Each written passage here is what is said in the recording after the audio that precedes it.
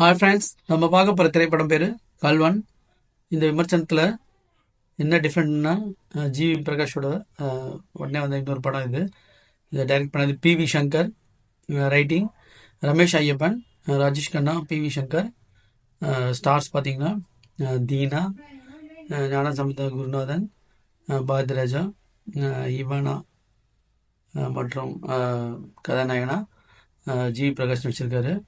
இந்த படத்தோட கதை பார்த்தீங்கன்னா, இரட்டிப்பாளையன்ற ஊரில் கிராமத்தில் கர்நாடகா பார்டர் வரும், சத்தியமங்கலம் ஃபாரஸ்ட் கிட்ட. இந்த கிராமத்தில் பார்த்தீங்கன்னா 2 கலவாணி பசங்க திருட்டு மற்றும் கலவாணி இதில் ஈடுபடுறாங்க. அப்படி பண்ணும்போது எதேச்சியாக ஒரு நர்சிங் ஸ்டூடெண்ட்டை பார்க்குறாங்க. அவங்க வந்து ஒரு பெயிண்டிங் ஒர்க் போகும்போது, இந்த 2 பசங்களும் பெயிண்டிங் ஒர்க் போகும்போது அந்த நர்ஸும் வந்து பார்த்திங்கன்னா ஒரு முதியோர் இல்லத்தில் எல்லாரும் மீட் ஆகுறாங்க. இந்த முதியோர் இல்லத்தில் பெயிண்ட் பண்ணும்போது இந்த நர்ஸை பார்க்கறதால அவங்களுக்குள்ள ஒரு ஃபயர் வருது. இந்த பையனுக்கு கெம்பன்ன்ற கேரக்டரில் ஜிவி பிரகாஷ் நடிச்சிருக்காரு. அப்படி இருக்கும்போது அந்த முதியோர் இல்லத்தில் ஒரு பெரியவரை நர்சிங் இதில் ரொம்ப பரிவாக பார்க்கறதால அவரை வந்து இவர் டேக் கேர் பண்ணிக்கிறாரு. அவர் வீட்டுக்கு கூப்பிட்டு வந்துடுறாரு. இது வந்து அந்த காதலிக்காக தான் பண்ண மாதிரி ஆயிடுது. ஆனால் இதோட உள்நோக்கமே வேறு.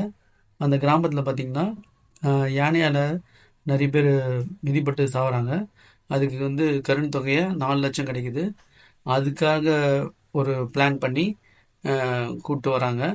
இந்த பிளானில் ஹீரோ ஜெயிச்சாரா, இல்லை அந்த முதியவர் வந்து அதை புரிஞ்சுக்கின்னு அந்த பிளான்லேருந்து தப்பிச்சாரா, என்ன ஆச்சுன்றது தான் படத்தோட கதை.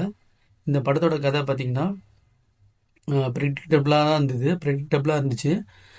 இதில் வந்து நடிப்பு வந்து யார் நல்லா நடித்தாங்க பார்த்திங்கன்னா, ஃபஸ்ட்டு பாரதிராஜா அந்த வயசான ஒரு கேரக்டரில் முதியோர் இல்லத்துலேருந்து வர மாதிரி நடிச்சிருக்காரு. அவருக்கு ஒரு ஃப்ளாஷ்பேக் இருக்குது. அவர் விலங்குகளை பார்த்திங்கன்னா கண்ட்ரோல் பண்ணுற ஒரு கேரக்டராக மாஸ்டராக இருப்பார். அவர் ஃப்ளாஷ்பேக்கில் ஒரு சர்க்கஸை வச்சுருந்த ஒரு நிறுவனராக இருப்பார். அதனால தான் அந்த வைல்ட் லைஃப் அனிமல்ஸை வந்து அவர் கண்ட்ரோல் பண்ணுற ஒரு சீன்லாம் வரும். அது நல்லா இருந்துச்சு. ஆனால் அது சிஜி ஒர்க் வந்து வீக்காக இருந்தாலும் அது வந்து எடுப்படல. இது திரைக்கதையாக பார்த்தா இந்த படம் பார்த்திங்கன்னா ஸ்லோவாக போச்சு. கதையாக பார்த்திங்கன்னா நல்லா இருந்துச்சு. ஜிவி பிரகாஷ் வந்து அதே மாதிரி தான் அவர் வந்து கவனம் செலுத்த வேண்டியது. அவர் வந்து அந்த ஸ்கிரிப்டில் தான். இந்த ஸ்கிரிப்ட் வந்து பார்த்திங்கன்னா திரைக்கதையாக பார்க்கும்போது செகண்ட் ஹாஃபில் ரொம்ப அதாவது ப்ரெடிக்டபிளாக இருந்துச்சு. ஃபர்ஸ்ட் ஹாஃப் வந்து ஸ்லோவாக போச்சு. தீனாவோட காமெடி நல்லா இருந்தது. யுவனாவோட ஆக்டிங் சுமாராக இருந்தது. ஹீரோன்றோட ஆக்ஷன் வந்து பார்த்திங்கன்னா ரொம்ப ஸ்லோவாக இருந்தது. கிளைமேக்ஸில் வந்து பார்த்திங்கன்னா சம்மந்தமே இல்லாமல் அவர் ஓடுறது, ஓடி போய் தீபந்தம் கிடச்சாலும் அவர் தப்பிக்காமல் திருப்பி ஓடுறதுலாம் ரொம்ப லேக்கிங்காக இருந்துச்சு. மொத்தம் இந்த படம் எப்படின்னு கேட்டிங்கன்னா சுமாராக இருந்தது. இன்னும் அந்த திரைக்கதையோட சுவாரஸ்யத்தை இன்னும் கூட்டியிருந்தாங்கன்னா, காமெடி இன்னும் கொஞ்சம் அதிகமாக இருந்துச்சுன்னா இந்த கல்வன் வந்து இன்னும் இன்ட்ரெஸ்டிங்காக இருந்திருக்கும். ஜிவி பிரகாஷ் படத்திலே இது கொஞ்சம் ஆனால் சுமாரான படம் தான் சொல்லணும். இன்னும் கொஞ்சம் மெருகேற்றி அவரோட நடிப்பையும் ஸ்கிரிப்டில் இன்னும் கவனம் செலுத்தினார்னா இசை மாதிரி நல்லாயிருக்கும். இந்த படத்தில் பாட்டு வந்து நல்லா இருந்துச்சு. பாட்டை விட ரீரெக்கார்டிங் ரெவான்னு ஒருத்தர் பண்ணியிருக்காரு. ரீரெக்கார்டிங் ரொம்ப ஆக்டிவாக இருந்தது.